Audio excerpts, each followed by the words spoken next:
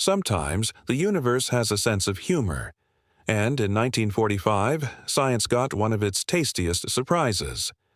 Engineer Percy Spencer was working at the Raytheon Corporation, testing magnetrons, the devices that power military radar systems.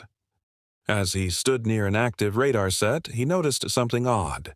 The chocolate bar in his pocket had melted. Confused, he tried another test, this time with popcorn kernels. Moments later, they exploded all over the lab. That's when he realized something revolutionary. Microwave radiation could cook food, quickly, cleanly, and efficiently. Spencer and his team built the first microwave oven, called the Radar Range. It was enormous, over 5 feet tall, and weighed 750 pounds. It even required water cooling. At first, no one thought it would catch on. It was too expensive and intimidating for homes. But over the decades, as technology improved, the microwave became smaller, cheaper, and indispensable. Today, billions of people use microwaves daily, often without realizing that the same technology once guided bombers in World War II.